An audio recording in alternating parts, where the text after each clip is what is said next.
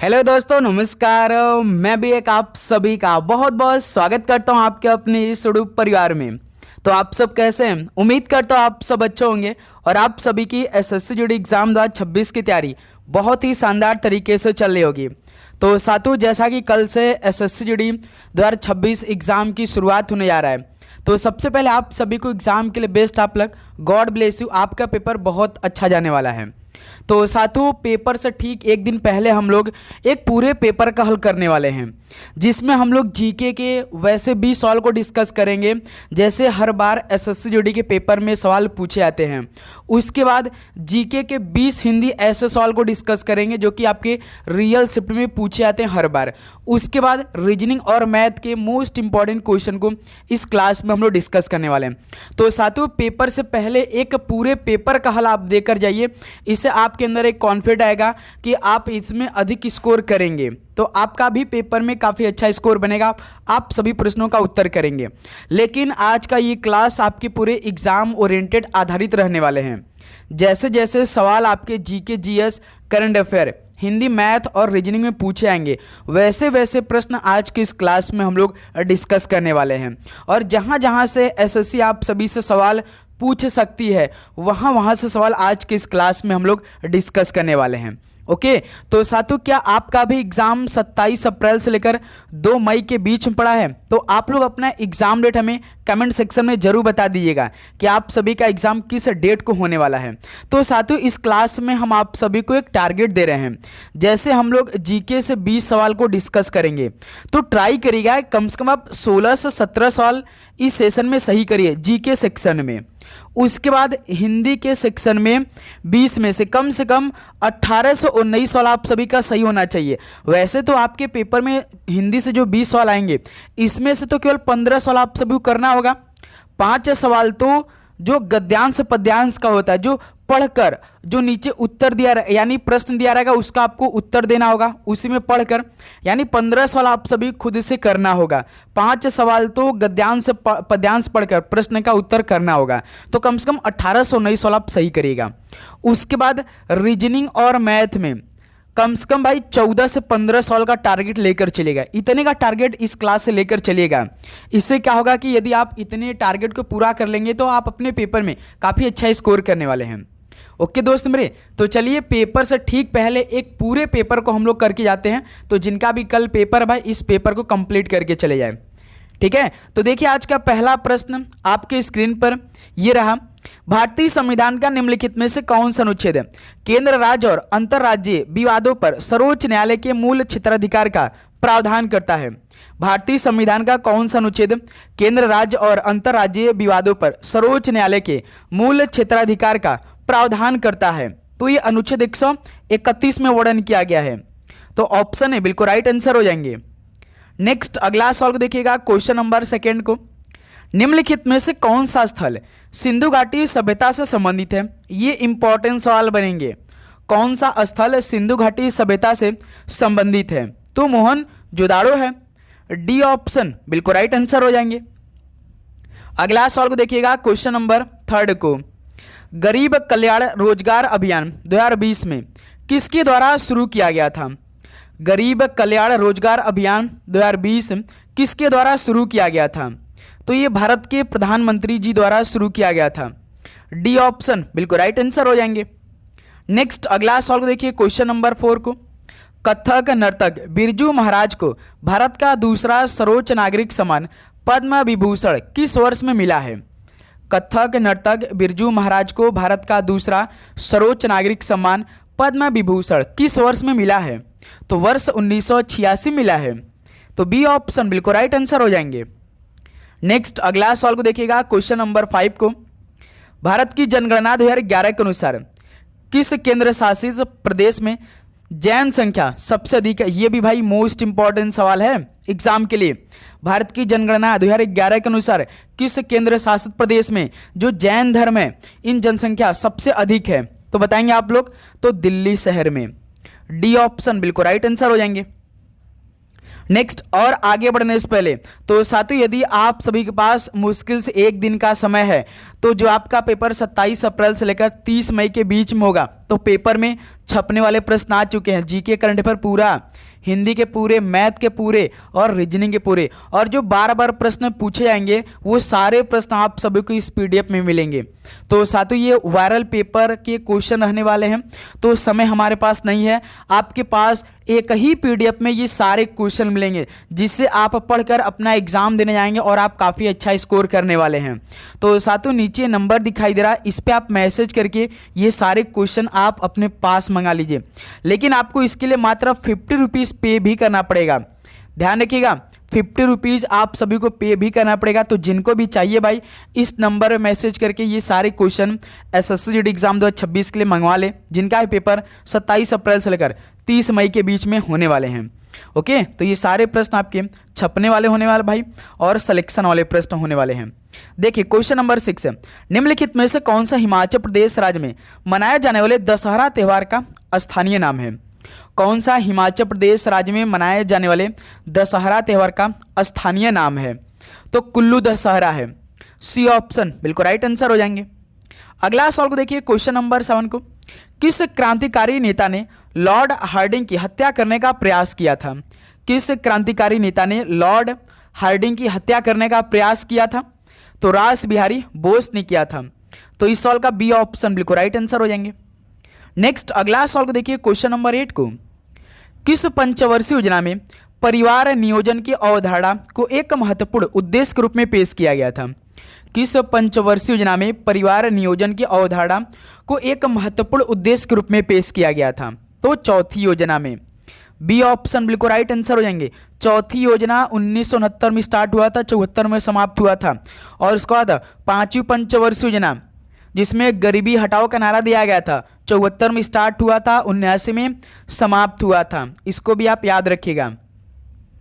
अगला सवाल को देखिए क्वेश्चन नंबर 9 को, भारत में हरित क्रांति के जनक रूप में किससे जाना जाता है? कई सवाल आपको इजी मिलेंगे, कई सवाल आपको डिफिकल्ट भी मिलेंगे, तो उसी तरह ये पेपर तैयार है भाई। भारत में हरित क्रांति के जनक रूप में किसे जाना जाता है? तो MS स्वामीनाथन जी को, सी ऑप्शन बिल्कुल राइट आंसर हो जाएंगे। नेक्स्ट अगला सवाल को देखिएगा क्वेश्चन नंबर 10 को, भारत की जनगणना 2011 के अनुसार किस राज्य में महिला साक्षरता दर सबसे कम दर्ज की गई? भारत की जनगणना 2011 के अनुसार किस राज्य में महिला साक्षरता दर सबसे कम दर्ज की गई थी? तो बिहार राज्य में, सी ऑप्शन बिल्कुल राइट आंसर हो जाएंगे। ओके, अगला सवाल को देखिएगा क्वेश्चन नंबर 11 को, बिल्लू पट्टू जिसमें कलाकार बिल्लू या धनुष को मुख्य वाद्य के रूप में प्रयोग करते हुए गीतों के माध्यम से कहानियां सुनाते हैं, एक लोक नृत्य, ये किस राज्य का है? बिल्लू पट्टू जिसमें कलाकार बिल्लू या धनुष को मुख्य वाद्य के रूप में प्रयोग करते हुए गीतों के माध्यम से कहानियां सुनाते हैं, एक लोक नृत्य है, तो ये तमिलनाडु राज्य का है। बी ऑप्शन बिल्कुल राइट आंसर हो जाएंगे। नेक्स्ट अगला सवाल को देखिए क्वेश्चन नंबर 12 को, निम्नलिखित में से कौन उपभोक्ता वस्तु का उदाहरण है? तो उपभोक्ता वस्तु का एग्जाम्पल इनमें से कौन सा है? तो याद रखिएगा खाद्यान्न है, सी ऑप्शन बिल्कुल राइट आंसर हो जाएंगे। अगला सवाल को देखिए क्वेश्चन नंबर 13 को, अरुणाचल प्रदेश में मोनपा द्वारा निम्नलिखित में से कौन सा त्यौहार मनाया जाता है? अरुणाचल प्रदेश में मोनपा द्वारा कौन सा त्यौहार मनाया जाता है? तो लोसर महोत्सव को मनाया जाता है। ऑप्शन है बिल्कुल राइट आंसर हो जाएंगे। नेक्स्ट अगला सवाल को देखिएगा क्वेश्चन नंबर 14 को, 1932 का पूना पैक्ट किन दो नेताओं के बीच समझौता था? 1932 का पूना पैक्ट किन दो नेताओं के बीच समझौता था? तो गांधी जी और अंबेडकर जी के बीच में था। तो सी ऑप्शन बिल्कुल राइट आंसर हो जाएंगे। नेक्स्ट अगला सवाल को देखिए क्वेश्चन नंबर 15 को, और साथियों आगे बढ़ने से पहले एसएससी जीडी एग्जाम 2026 के नाम से प्लेलिस्ट है, डेली क्लास उसमें अपडेट हो चुका है, तो जिनका पेपर आने वाले शिफ्ट में होने वाला है उस प्लेलिस्ट के सारे क्वेश्चन को आप जरूर देखकर चले जाए भाई, सारे क्लास को देख लीजिए, क्योंकि सारे क्वेश्चन उस प्लेलिस्ट में ऐड हो चुका है, सारे क्लास ऐड हो चुका है भाई। तो एक नज़र में सारे क्वेश्चन को आप देखकर अपना एग्जाम देने चले जाइए। मौखरी मूलतः सहायक शासक थे जिन्होंने बाद में निम्नलिखित में से किस क्षेत्र में एक स्वतंत्रता स्थापित किया? मौखरी मूलतः सहायक शासक थे जिन्होंने बाद में किस क्षेत्र में एक स्वतंत्रता स्थापित किया था? तो पश्चिमी गंगा के मैदान के क्षेत्र में स्वतंत्रता स्थापित किया। तो बी ऑप्शन बिल्कुल राइट आंसर हो जाएंगे। अगला सवाल को देखिए क्वेश्चन नंबर 16 को, निम्नलिखित में से कौन चुनाव आयोग के परामर्श से राज्य विधानमंडल के सदस्यों की अयोग्यता के प्रश्नों पर निर्णय लेता है? कौन चुनाव आयोग के परामर्श से राज्य विधानमंडल के सदस्यों की अयोग्यता के प्रश्नों पर निर्णय लेता है? तो ध्यान रखिएगा भाई, राज्यपाल लेते हैं। तो सी ऑप्शन बिल्कुल राइट आंसर हो जाएंगे। नेक्स्ट अगला सवाल को देखिए, क्वेश्चन नंबर 17 को, रतन मोहन शर्मा निम्नलिखित में से किस संगीत घराने से संबंधित है? रतन मोहन शर्मा किस संगीत घराने से संबंधित है? तो ये मेवाती घराने से संबंधित है। डी ऑप्शन बिल्कुल राइट आंसर है। अगला सवाल को देखिए, क्वेश्चन नंबर 18 को, नेपाल में किस धर्म की जनसंख्या सबसे अधिक है? तो साथियों, नेपाल में किस धर्म की जनसंख्या सबसे अधिक पर है? तो हिंदू धर्म की। ऑप्शन है बिल्कुल राइट आंसर हो जाएंगे। अगला सवाल को देखिए, क्वेश्चन नंबर 19 को, पैरालंपिक इतिहास में पहला शीतकालीन खेल स्वीडन में किस वर्ष में खेला गया था? पैरालंपिक इतिहास में पहला शीतकालीन खेल स्वीडन में किस वर्ष में खेला गया था? तो 1976 में खेला गया। सी ऑप्शन बिल्कुल राइट आंसर हो जाएंगे। अगला सवाल को देखिए, क्वेश्चन नंबर 20 को, 42वें संशोधन अधिनियम 1976 द्वारा भारतीय संविधान में कितने मौलिक कर्तव्य जोड़े गए? 42वें संशोधन अधिनियम 1976 द्वारा भारतीय संविधान में कितने मौलिक कर्तव्य जोड़े गए थे? तो पूरे 10 मौलिक कर्तव्य जोड़े गए। तो ऑप्शन बिल्कुल राइट आंसर हो जाएंगे। तो साथियों, जीके की स्टार्टिंग के 20 साल कंप्लीट हो गया। तो क्या आप सभी का 16 से 17 साल सही हुआ? तो साथियों, अब हम लोग जीके के कंप्लीट सवाल के बाद हम लोग हिंदी सवालों को डिस्कस करेंगे। देखिए, जो अपनी हत्या स्वयं कर ले वाक्यांश के लिए उपयुक्त शब्द क्या होगा? जो अपनी हत्या स्वयं कर ले वाक्यांश के लिए उपयुक्त शब्द क्या बनेगा? यानी एक शब्द क्या होगा? तो आत्मघाती होगा। ऑप्शन है बिल्कुल राइट आंसर हो जाएंगे।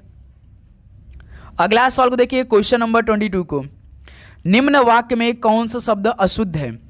विक्रमादित्य अपने समय में कुशल और न्यायप्रिय शासक थे। तो इसमें कौन सा शब्द अशुद्ध है? तो इसमें वर्तनी प्रयोग त्रुटि है। तो यहाँ पे आप देख रहे होंगे कुशल, कुशल में मेरे दोस्त सड़क सा वाला नहीं रहता है, सलीफा सा वाला स रहता है, कुशल ऐसे लिखा रहता है। यानी इस सवाल का डी ऑप्शन बिल्कुल राइट आंसर हो जाएंगे। ओके, अगला सवाल को देखिए, क्वेश्चन नंबर 23 को, मुझे एक गर्म दूध पिला दो वाक्य के रिक्त स्थान के लिए सर्वाधिक उपयुक्त देशज शब्द चुनिए। यानी मुझे एक गिलास होना चाहिए भाई यहाँ पे ना, कि एक कटोरा, यानी मुझे एक कटोरा गर्म दूध पिला दो। बी ऑप्शन बिल्कुल परफेक्ट ऑप्शन है भाई, राइट आंसर है। ठीक है, अगला सवाल को देखिए, क्वेश्चन नंबर 24 को, आकाश का सही विलोम क्या होगा? आकाश का सही विलोम क्या होगा?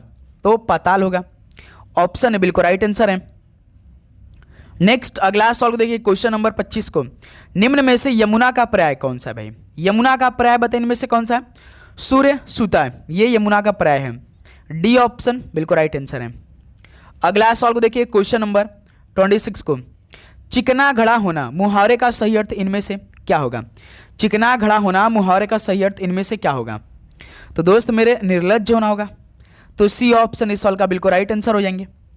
ओके, अगला सवाल को देखिए, क्वेश्चन नंबर 27 को, निम्नलिखित में से किस खंड में अशुद्धि है? वृक्ष में फल लगे हैं भाई, इसमें तो सब सही है, लेकिन आप सभी को एक एक बिंदु का भी ध्यान रखना है पेपर में। वृक्ष में हमेशा याद रखिएगा बिंदु होता है, लेकिन प्रश्न में देखिए बिंदु दिया नहीं है, यही भाई अशुद्धि है। यानी पहला ऑप्शन बिल्कुल राइट आंसर हो जाएंगे, ध्यान रखिएगा आप लोग। ठीक है, चलिए अगला सवाल को देखिए, क्वेश्चन नंबर 28 को, निम्नलिखित वाक्यांश हेतु सार्थक शब्द की पहचान करें। जो कभी नहीं आया हो, जो कभी नहीं आया हो उसे क्या बोलेंगे? तो अनागत बोलेंगे। यानी पहला ऑप्शन बिल्कुल राइट आंसर हो जाएंगे। अगला सवाल को देखिए, क्वेश्चन नंबर 29 को, दिए गए वाक्य में शुद्ध या वाक्य खंड को बदलिए। हम अवश्य ही जाएंगे, बताइए कौन सा शुद्ध वाक्य बनेगा? हम अवश्य ही जाएंगे, यानी कि इसमें अव्यय प्रयोग त्रुटि होगा, यानी हम तो अवश्य जाएंगे। क्या बनेगा? हम तो अवश्य जाएंगे। पहला ऑप्शन बिल्कुल राइट आंसर बनेगा। अगला सवाल को देखिए, क्वेश्चन नंबर 30 को, ज्योत्सना पर्याय है किसका? ज्योत्सना किसका पर्याय है? तो ये चांदनी का है। बी ऑप्शन बिल्कुल राइट आंसर हो जाएंगे। ठीक है, अगला सवाल को देखिए, क्वेश्चन नंबर 31 को, कृपण का विलोम शब्द नीचे दिए गए विकल्पों में से चुनिए। कृपण का विलोम शब्द क्या बनेगा? तो दाता बनेगा। डी ऑप्शन बिल्कुल राइट आंसर है। नेक्स्ट अगला सवाल को देखिए, क्वेश्चन नंबर 32 को, निम्नलिखित वाक्य के किस भाग में त्रुटि है? इस पुस्तक का अनुवाद देवनागरी भाषा में किया गया है। तो दोस्त मेरे इसमें क्या है आपका? इस पुस्तक का अनुवाद देवनागरी भाषा में किया गया। तो शब्द प्रयोग त्रुटि है। यहाँ आप जानते हैं देवनागरी भाषा है, इसमें सही नहीं है, क्योंकि भाई देवनागरी एक लिपि है, न कि एक भाषा। आप जानते हैं देवनागरी एक लिपि है, ये भाषा नहीं है भाई, ठीक है। तो इसीलिए गलती है। तो पहला ऑप्शन देवनागरी भाषा में बिल्कुल गलत होगा, क्योंकि देवनागरी भाषा नहीं है, एक लिपि है, ठीक है। अगला सवाल को देखिए, क्वेश्चन नंबर 33 को, निम्नलिखित वाक्यांश के लिए सार्थक शब्द क्या होगा? सेना के रहने की जगह, सेना के रहने की जगह क्या बोलते हैं? छावनी। तो डी ऑप्शन बिल्कुल राइट आंसर है। नेक्स्ट अगला सवाल को देखिए, क्वेश्चन नंबर 34 को, सार्थक शब्द से रिक्त स्थान भरे। उसके माता पिता नहीं है, वह बिल्कुल मेढ़ा बालक है, थाना बालक है, बनाथ की अनाथ बालक है। यानी उसके माता पिता नहीं है तो वह बिल्कुल अनाथ बालक है। तो सी ऑप्शन बिल्कुल राइट आंसर हो जाएंगे। अगला सवाल को देखिए, क्वेश्चन नंबर 35 को, भ्रांत के लिए कौन सा विलोम सही है? भ्रांत के लिए कौन सा विलोम सही है? तो निभ्रांत होगा, ऑप्शन बिल्कुल राइट आंसर हो जाएंगे। नेक्स्ट अगला सवाल को देखिए, क्वेश्चन नंबर 36 को, निम्न वाक्य को शुद्ध कीजिए। अपनी छाछ को कोई भी खट्टा नहीं करता है। तो साथियों, अपनी छाछ को कोई भी खट्टा नहीं करता है, तो वाक्य को शुद्ध करना है मेरे दोस्त। यानी छाछ च कैसा आ जाएगा भाई? क्या होगा? छाछ छ होता है ना। अपनी छाछ को कोई भी खट्टा नहीं कहता, यानी डी ऑप्शन बिल्कुल राइट आंसर हो जाएंगे। छाछ की जगह छाछ होगा, ठीक है। अगला सवाल को देखिए, क्वेश्चन नंबर 37 को, मेरी नानी मुझे पंचतंत्र की सुनाया करती थी। रिक्त स्थान की पूर्ति तत्सम शब्द द्वारा कीजिए। तो दोस्त मेरे, इसके बाद आपका हिंदी का एक संपूर्ण पेपर बन सकता है आपके एग्जाम के लिए, तो इसको आप हल करके जरूर जाइएगा, ठीक है। चैनल को आप सब्सक्राइब करके नोटिफिकेशन को ऑन करिए, तो क्लास अपलोड होगी तो पहला नोटिफिकेशन आप सभी के पास पहुंच जाएगी। तो दोस्त मेरे, आप चैनल को सब्सक्राइब करने के बाद नोटिफिकेशन को ऑन कर लीजिए। मेरी नानी मुझे पंचतंत्र की कथानिका सुनाया करती थी, तो ये तत्सम शब्द है भाई, ऑप्शन बिल्कुल राइट आंसर बनेगा। कहानी एक तद्भव शब्द होता है, इसका तत्सम शब्द कथानिका होता है, ठीक है। यदि कहानी पूछेगा कैसा शब्द है तो आप कहेंगे तद्भव शब्द, ठीक है। क्वेश्चन नंबर 38 देखिए, निम्नलिखित वाक्यांश हेतु सार्थक शब्द की पहचान करें। जो धन को व्यर्थ ही खर्च करता हो, जो धन को व्यर्थ ही खर्चा करता हो, तो क्या बोलेंगे? अपव्ययी, ऑप्शन ए राइट आंसर है। नेक्स्ट अगला सवाल को देखिए, क्वेश्चन नंबर 39 को, अपने पाँव आप लाठी मारना। मुहावरे के लिए रेखांकित शब्द के स्थान पर उपयुक्त शब्द क्या होगा? अपने पाँव आप लाठी मारना है, यानी भाई यहाँ पे क्या होगा? अपने पाँव आप कुल्हाड़ी मारना होगा, लाठी की जगह कुल्हाड़ी होगा। तो डी ऑप्शन बिल्कुल राइट आंसर हो जाएंगे। नेक्स्ट अगला सवाल को देखिए, क्वेश्चन नंबर 40 को, अहमद को विज्ञान में अंक मिले हैं। वाक्य के रिक्त स्थान के लिए न्यूनतम शब्द का सर्वाधिक उपयुक्त विलोम शब्द क्या होगा? तो अहमद को विज्ञान में अधिकतम अंक मिले हैं, तो बी ऑप्शन बिल्कुल राइट आंसर हो जाएंगे। तो साथियों, हिंदी के भी ये 20 सवाल कंप्लीट हो गए, यानी 40 सवाल आपके पूरे हो गए जीके हिंदी मिला के। तो बताइए कि क्या आप सभी का हिंदी में 1819 सवाल सही हुआ? यदि इतना स्कोर रहा तो समझिए कि आपके अंदर एक अलग लेवल का कॉन्फिडेंट आएगा भाई। अब हम लोग रीजनिंग और मैथ के सवालों को डिस्कस करेंगे, तो कम से कम आप पूरे के पूरे स्कोर सही करिएगा भाई रीजनिंग और मैथ में। यदि आइडेंटिटी शब्द के प्रत्येक अक्षर को विपरीत अंग्रेजी वर्णमाला क्रम में व्यवस्थित किया जाए तो कितने अक्षरों के स्थान अपरिवर्तित रहेंगे? चलिए मेरे दोस्त, इस सवाल का राइट आंसर आप बताइए। आइडेंटिटी दिया है भाई, बिल्कुल सोच समझ कर दीजिएगा, क्या बनेगा? बिल्कुल परफेक्ट आंसर। जैसे आइडेंटिटी है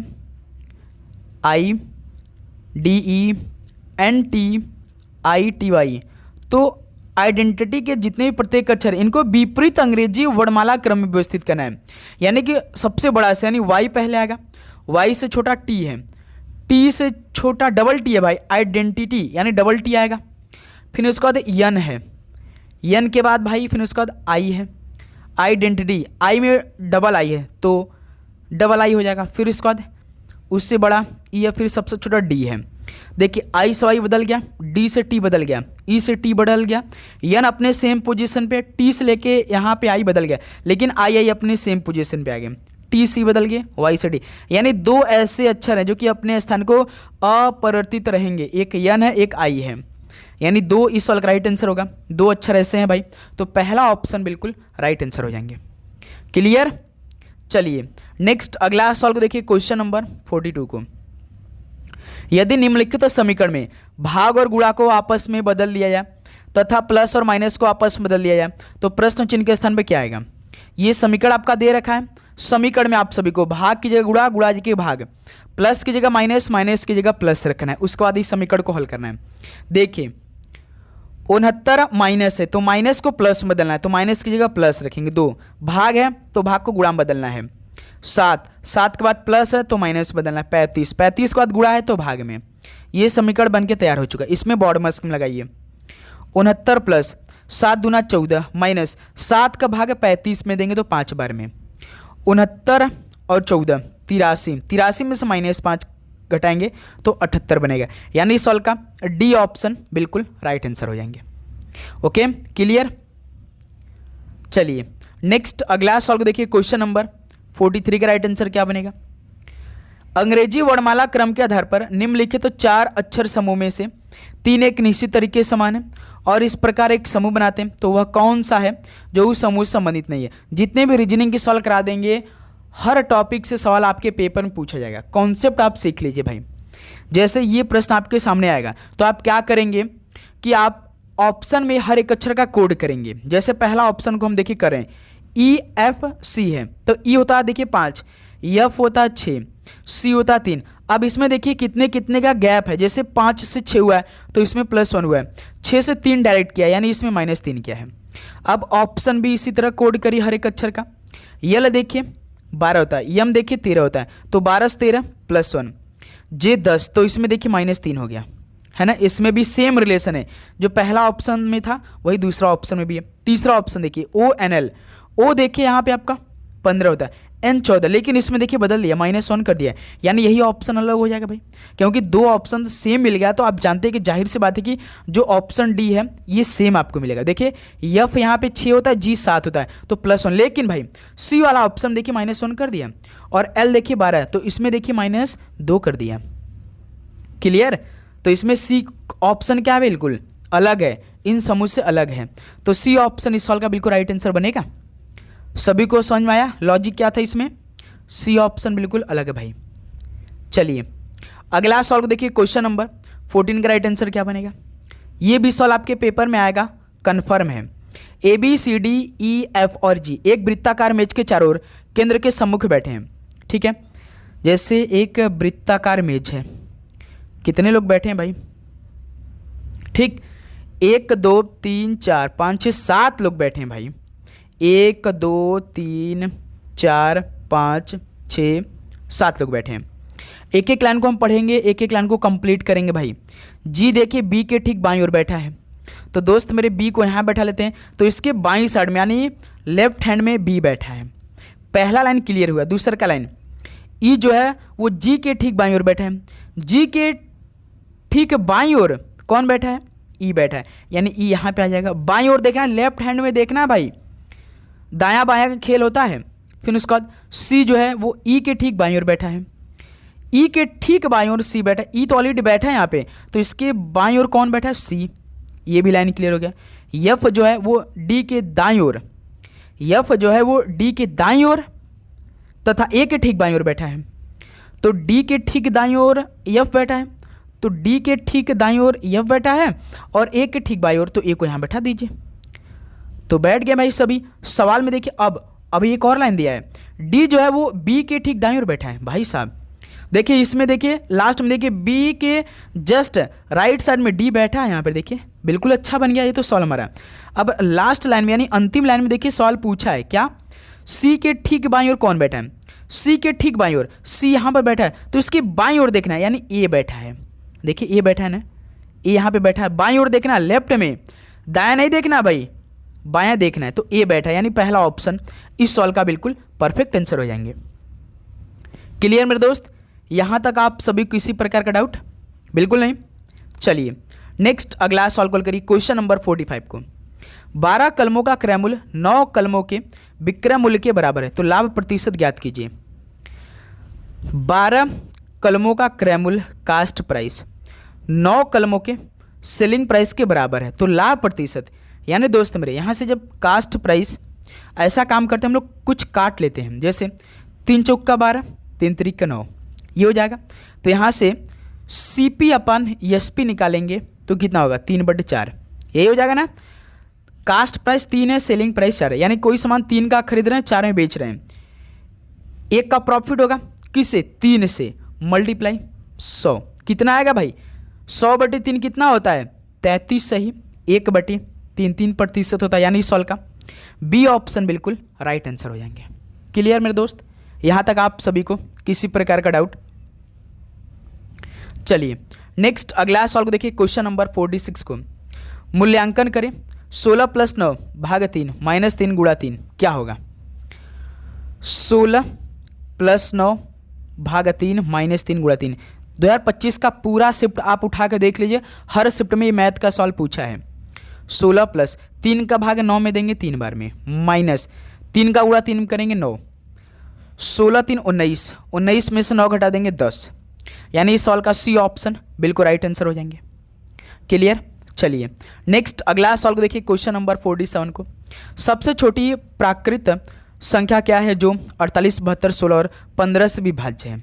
तो दोस्त मेरे, आप सभी को सबसे छोटी प्राकृतिक संख्या पूछे तो आप याद रखिए एलसीएम आपको निकालने की जरूरत है। तो इसका एलसीएम कितना होगा 48, 72, 16, 15 का।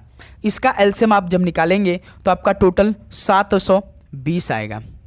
इसको आप याद रखिए, सवाल में यही डाटा देकर पूछ सकता है आप सभी से। हमेशा याद है, जब सबसे छोटी प्राकृत संख्या क्या होगी, यदि इतना संख्या दे तो आप एलसीएम निकालेंगे, तो आपका एलसीएम 48, 72, 16, 15 कितना आएगा 720 आएगा। तो सी ऑप्शन बिल्कुल राइट आंसर हो जाएंगे। नेक्स्ट अगला सॉल्व देखिए, क्वेश्चन नंबर 48 को। एक कक्षा के पहले 12 छात्रों का औसत अंक 33 थे और कक्षा के अगले 8 छात्रों के औसत अंक 45 थे, तो कक्षा का औसत अंक क्या है? एक कक्षा के पहले 12 छात्रों के औसत अंक 33 थे, तो किसके बराबर हो जाएगा? मल्टीप्लाई होता है भाई, तो 12 तेज 36 का 36, 12 तेज 36, 3 39, यानी 396। और कक्षा के अगले 8 छात्रों का औसत अंक 45 है। 8 पंजे 40 की 4, 8 चौक का 32, 4 36, 360। तो कक्षा के औसत अंक क्या होंगे? तो दोस्त मेरे आप क्या करेंगे, यहाँ पर माइनस करिए, 6 में से 0 घटाएंगे 6, 9 में से 6 घटाएंगे 3, 36 आ गया मेरे दोस्त। 396, 360 कितना आंसर आएगा भाई? अब आप सभी से क्या पूछा है, कक्षा के औसत अंक कितना होंगे? तो कोई बता सकता है कितना औसत अंक हो सकता है? तो दोस्त मेरे घटाएंगे कैसे भाई? तो कक्षा के औसत अंक पूछा तो इसको हम टोटल करेंगे ना भाई। 6 9 6 15 5 1 3 3 6 7, यानी 756। अब ये देखिए टोटल छात्र कितने 20 छात्र हैं, एक 12 छात्र एक 8 छात्र, यानी टोटल 20 छात्र हैं। अब आप सभी को 756/20 करना पड़ेगा। औसत ऐसे निकालते हैं, सभी संख्याओं का योग बटे में पदों का जो संख्या निकली उससे भाग करा देते हैं, तो इसको भाग करना पड़ेगा आप सभी को। तो यहाँ से 20 23 60, 75 में से 60 घटाएंगे 15 56, 20 8, यानी 20 7 140, 37 समथिंग आपका आएगा, यानी 37.8 आएगा। यानी कक्षा के औसत अंक क्या होंगे 37.8 होंगे। तो यहाँ से डी ऑप्शन आपका राइट आंसर बनेगा, ध्यान रखिएगा मेरे दोस्त, ठीक है। चलिए नेक्स्ट अगला सॉल्व देखिए, क्वेश्चन नंबर 49 को। दो संख्याओं का अनुपात 16:23 है। यदि संख्याओं के बीच का अंतर 224 है तो छोटी संख्या कौन सी होगी? दो संख्याओं का अनुपात 16:23 दिया है, 16:23 दिया है ना, और इसका अंतर जो है, जो इनका अंतर दिया है वो है 224। माना कि छोटी संख्या भाई हमने 6x, 16x मानेंगे, 6x तो नहीं ना, 16x मानेंगे, और बड़ी संख्या मान लेते 23x। क्लियर? और इसका अंतर तो 224 दिया है। तो प्रश्न के अकॉर्डिंग यदि हम जाएंगे तो 23x माइनस 16x बराबर 224 हो जाएगा। 23 में से 16 घटाई कितना आएगा भाई? तो यहाँ से 16 4 20 3 23, यानी 7x बराबर 224 हो जाएगा। तो यहाँ से x की वैल्यू कितना आ जाएगा? 7 का भाग आप 224 में कराएंगे ना, तभी तो x का वैल्यू आएगा। 7 3 का 21, 22 में से 21 3 1 14, यानी 32 आएगा। x का वैल्यू 24 आप 32 आए। तो छोटी संख्या, छोटी हमने 16x माना था ना, x की जगह 32 रख दिए, 32 का मल्टीप्लाई कर दिए 16 में कितना आएगा 16 दूना 32 का 2 3, 16 48, 3 51 यानी 512 आएगा। तो दोस्त मेरे छोटी संख्या कौन सी होगी? 512 होगी, जो कि सी ऑप्शन बिल्कुल राइट आंसर बनेगा। यहाँ तक आप सभी को किसी प्रकार का डाउट? बिल्कुल नहीं। चलिए नेक्स्ट अगला सॉल्व कॉल करिए। क्वेश्चन नंबर 50 का राइट आंसर क्या बनेगा? एक वस्तु का अंकित मूल्य 3500 है, यदि विक्रय मूल्य 2800 तो छूट प्रतिशत कितना होगा? तो दोस्त मेरे छूट प्रतिशत पूछा है, एमपी आपको दे रखा है, एमपी 3500 दिया है और सेलिंग प्राइस यानी विक्रय मूल्य कितना दिया? 2800 दिया है। हमने आपको बताया है जब भी एमपी दे और एसपी दे तो फॉर्मूला क्या होता है? फार्मूला आप जानते हैं, एमपी माइनस एसपी अपन में एमपी गुणे 100। छूट प्रतिशत पूछा है तब 100 का मल्टीप्लाई करेंगे, नहीं तो डायरेक्ट आप ऐसे भी एमपी माइनस एसपी अपन में एमपी कर सकते हैं। तो यहाँ से अब एमपी में से एसपी घटाई यानी 3500 2800 कितना हो जाएगा भाई? 700। 700 ऊपर हो जाएगा, एमपी कितना हो जाएगा? 3500 हो जाएगा, मल्टीप्लाई 100 हो जाएगा। तो दोस्त मेरे यहाँ से 00 कैंसिल हो जाएगा, 35 दूना 70 यानी 20 आएगा। कितना आएगा छूट प्रतिशत? 20% के, यानी पहला ऑप्शन बिल्कुल राइट आंसर हो जाएंगे। ठीक है, चलिए इसी बात पे साथियों आप चैनल को सब्सक्राइब करने के बाद नोटिफिकेशन को ऑन करिए। एक निश्चित कूट भाषा में डेंस को 89 76 के रूप में और सेंड को 67 39 के रूप में कूटबद्ध किया जाता है। तो दी गई कूट भाषा में टी के लिए कूट क्या है? तो दोस्त मेरे देखिए डेंस DENS, डेंस में 4 अक्षर हैं। ये सवाल भी आपके पेपर में जरूर आएगा। डेंस का कोड इतना है और सेंड का कोड कितना है भाई? 67 39 है। पूछा किसका कोड? टी का। तो देखिए टी का कोड पूछा है तो कॉमन चेक करेंगे, जब सिंगल पूछे तो कॉमन चेक करेंगे। लेकिन टी देखिए केवल सेंट में है, लेकिन डेंस में टी नहीं है, यानी कि इसमें एलिमिनेशन मेथड लगाना पड़ेगा।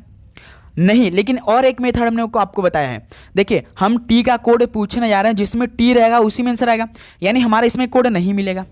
तो अब देखिए दोस्त क्या आप लॉजिक लगाएंगे? जैसे डेंस में देखिए 9 है, ऑप्शन में देखिए 9, ये कट जाएगा क्योंकि भाई डेंस में तो हमारा कोई नंबर नहीं होगा। क्यों ना साथी आपका सेंट में नंबर हो तब पर भी नहीं होगा।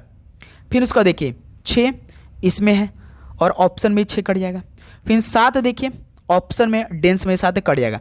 अब बच रहा देखिए कौन सा? ऑप्शन में देखिए 3 बच रहा है, तो यही कोड हो जाएगा, टी का 3 कोड आपका हो जाएगा। तो इस तरह से सी ऑप्शन बिल्कुल राइट आंसर हो जाएंगे। क्लियर मेरे दोस्त? अब देखिए जो आप 9 7 6 को एलिमिनेट किए हैं, अब सेंट वाले में देखिए 6 भी है 7 भी, 9 बच रहा कौन सा? 3 है, तो बच रहा है केवल, तो आपका इसका मतलब राइट आंसर है। ठीक है मेरे दोस्त, चलिए अगला सॉल्व कॉल करिए क्वेश्चन नंबर 52 को। एक निश्चित कूट भाषा में डू द मैथ को ABCDEF के रूप में कूटबद्ध किया जाता है। मैथ इज फन को EFGHIJ के रूप में कूटबद्ध किया जाता है। तो दी गई भाषा में मैथ को कैसे किस प्रकार कूटबद्ध किया जाएगा? तो साथियों मैथ का कोड पूछा है तो कॉमन चेक करिए ना। देखिए इसमें मैथ इसमें भी दिया है और मैथ इसमें भी दिया है, दोनों मैथ दिया, इस बार कॉमन मिल गया। इसका मतलब कि इनके दोनों कोड में भी कोई ना कोई हमें कॉमन मिल ही जाएगा। तो देखिए EF इसमें भी है, EF इसमें भी है, यानी मैथ का कोड क्या हो जाएगा भाई? EF हो जाएगा। तो इस सवाल का बी ऑप्शन बिल्कुल राइट आंसर हो जाएंगे। क्लियर मेरे दोस्त? इस सवाल में आप सभी किसी प्रकार का डाउट? ओके, नेक्स्ट अगला सवाल को देखा जाए भाई। क्वेश्चन नंबर 53 का राइट आंसर क्या बनेगा? देखिए दी गई श्रेणी में प्रश्न चिन्ह के स्थान पर क्या आना चाहिए? 11 19 27 35 43 क्वेश्चन मार्क। तो दोस्त मेरे 11 दिया है, 19 दिया है, 27 दिया है, 35 दिया है, 43 दिया है।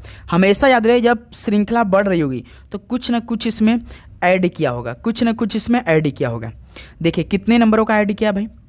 ध्यान से देखिए 1119 तो इसमें प्लस 8 किया है, 19 27 प्लस 8 किया है, 27 से 35 प्लस 8 किया है, 35 43 प्लस 8 किया है। तो उसी प्रकार हम अगली संख्या में प्लस 8 करेंगे। 43 प्लस 8 कितना हो जाएगा?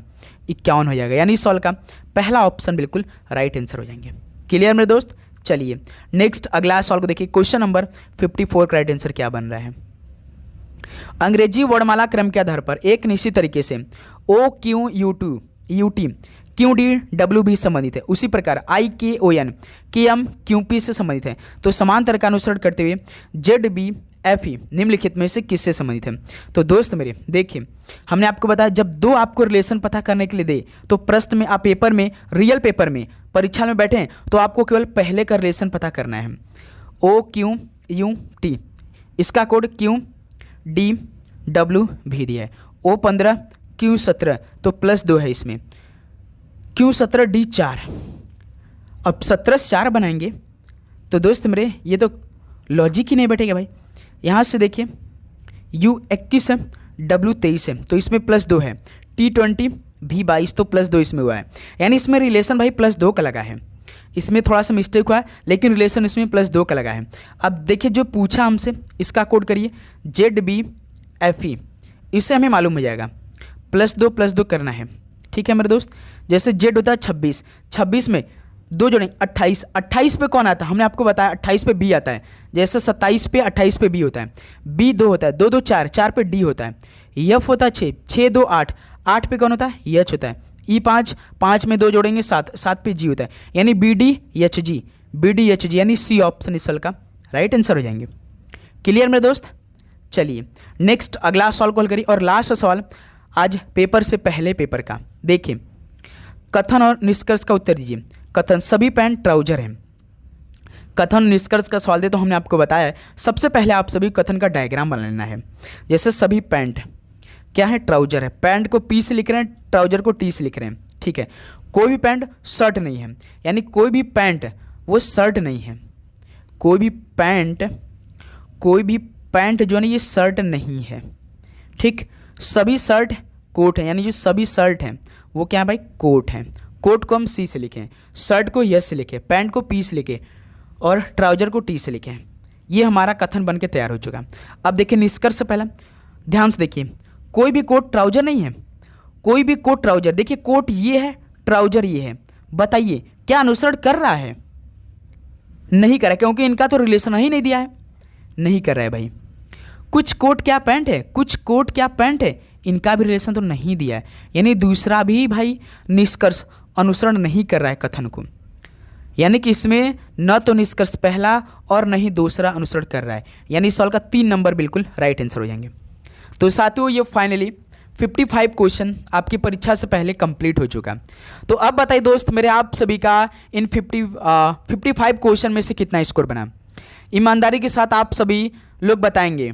तो उम्मीद करूंगा आपको हर एक प्रश्न का उत्तर तैयार हो चुका होगा, किसी भी प्रश्न पे डाउट नहीं हुआ होगा।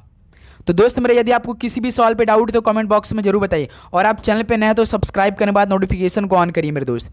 लगातार इसी तरह क्लास आएगी, एक भी दिन की गैप नहीं होगी भाई।